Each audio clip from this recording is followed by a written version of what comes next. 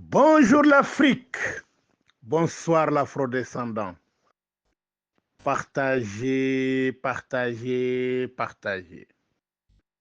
Traduisez, traduisez, traduisez.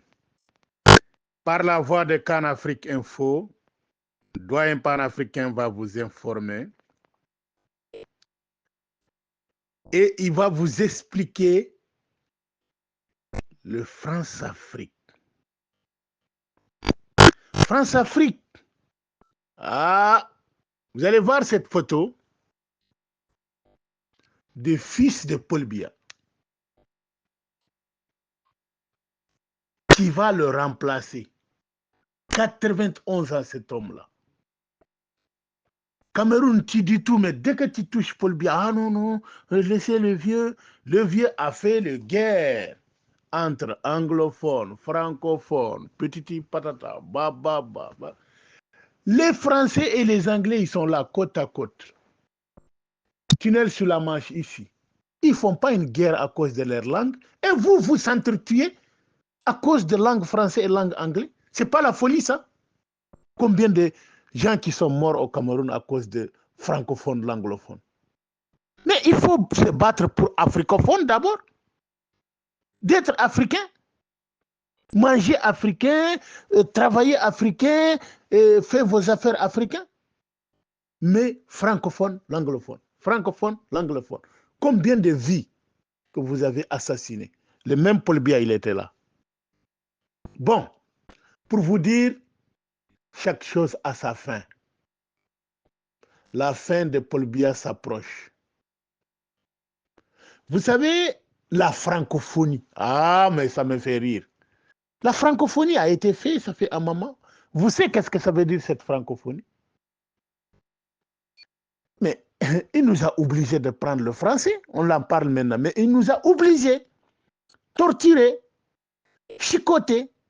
Nous, on a vu le symbole, on met dans ton cou. Si tu parles ta langue à l'école. C'est la langue qui nous a forcés à parler. Mais aujourd'hui, on va les combattre avec cette langue-là. Parce que l'audio, là, elle est écouté par beaucoup de pays qui comprennent français.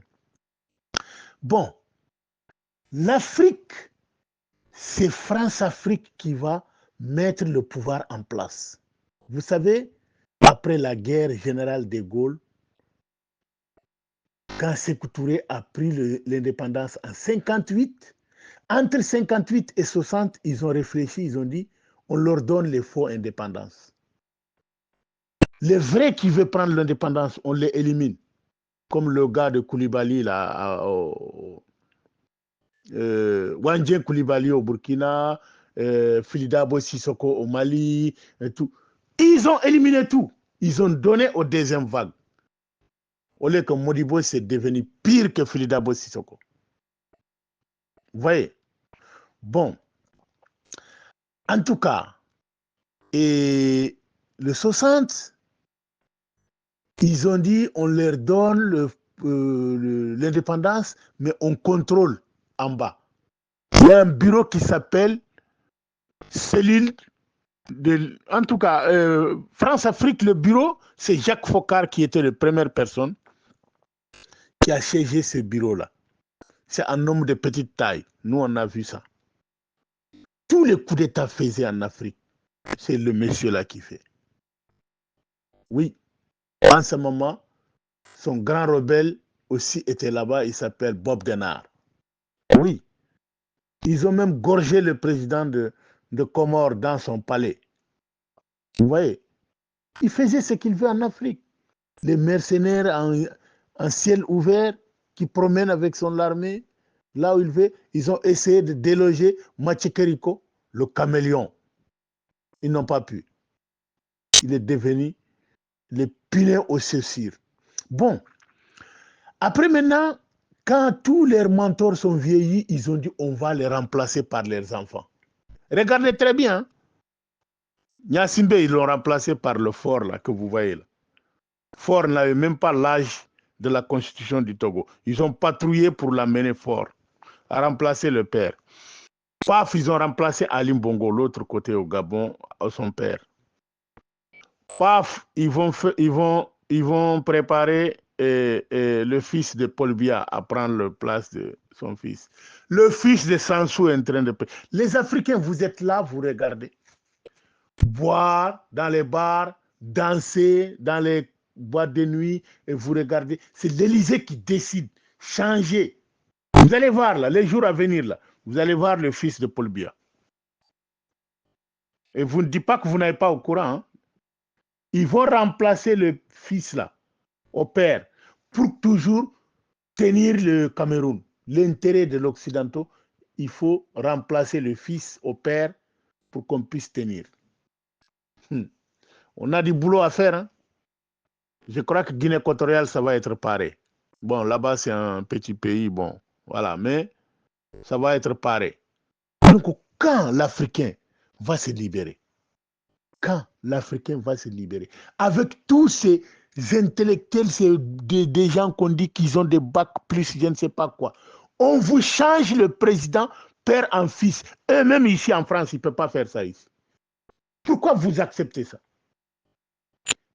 Si vraiment on nous a donné leur modèle, mais on le fait quand même proprement. Ici en France, c'est des élections.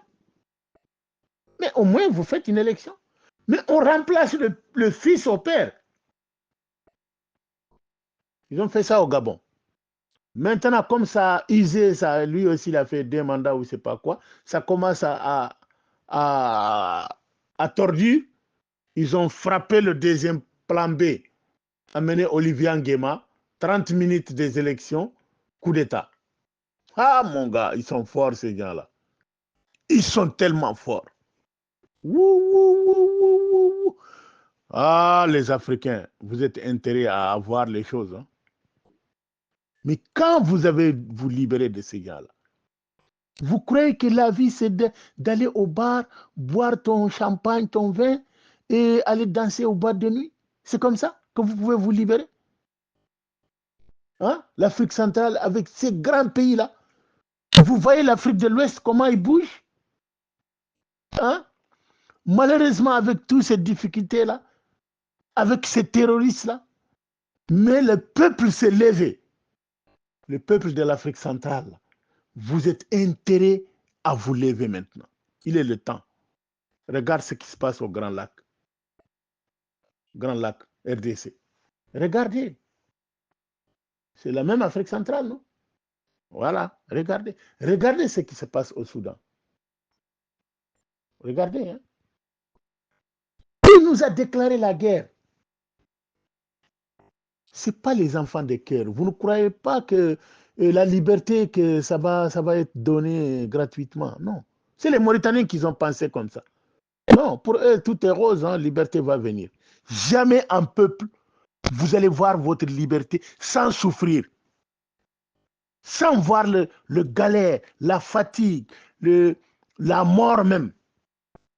Parce que pour changer un régime bien fabriqué par ton ennemi sur le pays, vous ne pouvez jamais vous débarrasser de ça sans avoir tout ça. Si vous avez mis votre régime en place, vous avez encore vous confronter aux sanctions, au isolement, au tout. Mais là maintenant, Dieu merci, on a des pays qui sont juste à côté, qui sont libérés. Mais si vous changez le pouvoir, vous pouvez tout de suite allier avec ces pays-là. Hein? Bon, en tout cas, les Africains, levez-vous. Bon, regardez aux côtés du Cameroun. Le photo que je vous ai envoyé là, ça c'est le fils de Paul Biya.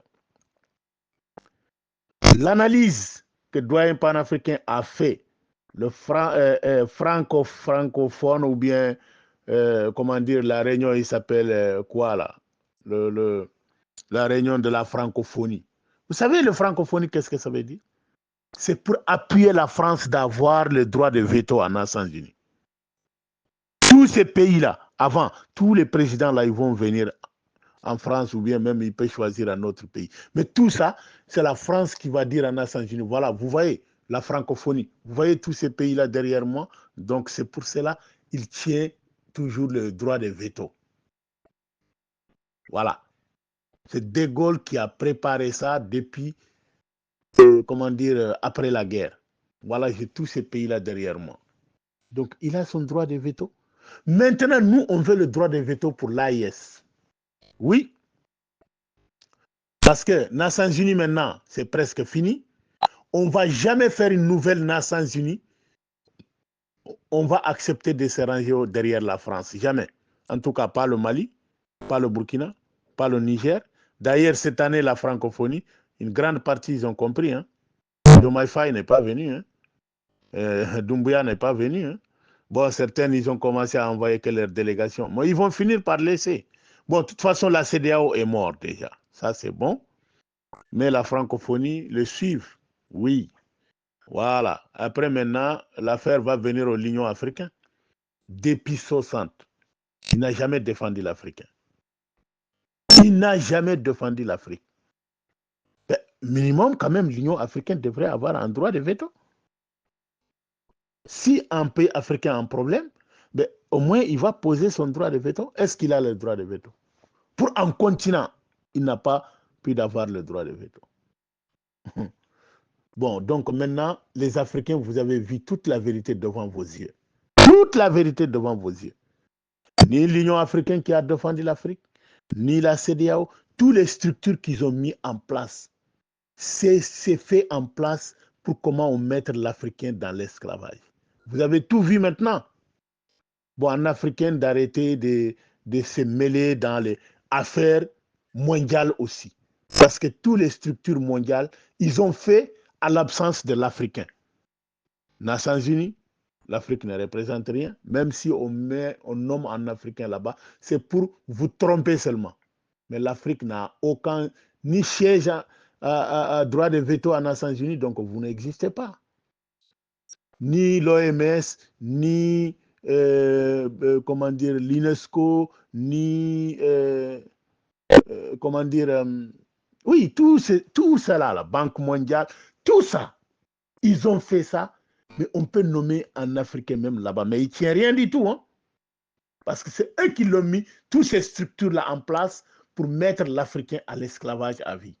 Mais on a bien vu maintenant les choses en train de changer. Vous voyez comment ça bouge en Martinique, en Nouvelle-Calédonie? Vous allez voir.